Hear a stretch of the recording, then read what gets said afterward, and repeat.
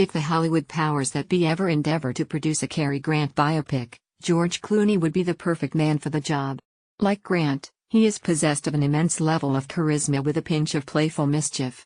It lends his best performances: Out of Sight, Ocean's 11, From Dusk Till Dawn, a carefree insouciance. The charm bleeds off screen, too.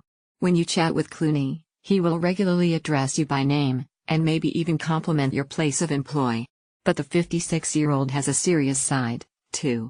For nearly a decade, he has been a UN messenger of peace, has served as a member of the Council on Foreign Relations, and has done more than perhaps any U.S. civilian to shed light on the genocide in Darfur. In August, it was revealed that he and his lawyer wife, Amal, had partnered with UNICEF to help send 3,000 Syrian refugee children to school in Lebanon. On top of acting, humanitarian work, and starting a family, Clooney has found the time to direct and promote his latest film. Suburbicon, which premiered at this year's Venice Film Festival, is a tale of two families in 1959 suburbia. On one side of the picket fence is Gardner, Matt Damon, and Margaret Lodge, Julianne Moore, a middle-class white couple prone to kink and murder. On the other is William, Lethan Burke, and Daisy Myers, Karima Washington, a middle-class black family, Suburbicon's first, whose arrival sets off a powder keg of racism and resentment.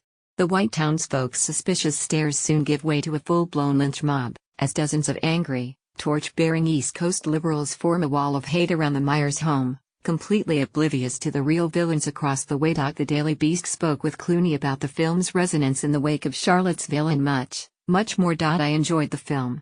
One of my big takeaways from it was that it confronted white liberal guilt in an interesting fashion, similar in some ways to Guess Who's Coming to Dinner. The notion of, oh, you say you believe in equality but then don't uphold those values when it comes to your doorstep. I remember the movie Guess Who's Coming to Dinner, and, although not a perfect film, there's something great about the idea of, yeah, I'm a liberal, but don't marry my daughter.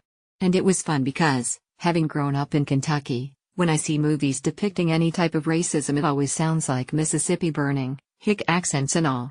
And when I was looking at The Crisis of Levittown, these people sounded like they'd come from the East Coast and they were still hanging Confederate flags on houses and saying all these racist things. It's good to remember that it wasn't just the South that was fucked up.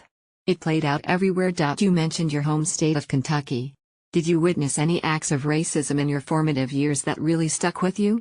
Sure. Look, by the time I was aware of things, we were in the midst of a very progressive time in history. I was born in '61. So by the time I was really aware of things, it was the end of the 60s. At that moment, we were all very hopeful. We felt like segregation, certainly in the South, had just ended, and things were moving in the right direction. So the way you saw racism was always in much sneakier ways. If you were going to a restaurant, they'd say, oh, no open-toed shoes or no shirts without collars, but they would only enforce it with black people. There was pervasive implied racism. It took me a while to realize what was going on because most of us growing up at that time, we thought, oh, this is all fixed. Medgar Evers, Martin Luther King, and Malcolm X, they all died for a reason. And this reason is now coming to fruition. And what we soon realized was that we weren't even beginning to exorcise our deep-seated original sin. In Suburbicon, it's an interesting juggling act as a writer and filmmaker, balancing the A and B stories, the white family and the black family, and giving each ample heft while managing the disparate tones. Tone is always the trick, you know? And I've sometimes failed at getting tone right. It's a tricky thing. But this one was interesting because, when we sat down to work on it, one of the things I talked to the actors about, including Karima, who plays Daisy Myers, was that there's somebody out there that would be the perfect person to do the African American version of this story. That's not where my expertise lies, and probably where it shouldn't lie. But I do have a fairly strong sense of white males worried about losing their place in society and blaming minorities. I grew up around that, so I can speak to that, and we wanted to focus on that version of it. And also, here's the interesting thing about this, films never lead the charge. They're usually reflective of a point in time. So, what we were talking about when we started to do this was less about black and white, although that's something that unfortunately always comes up, and more about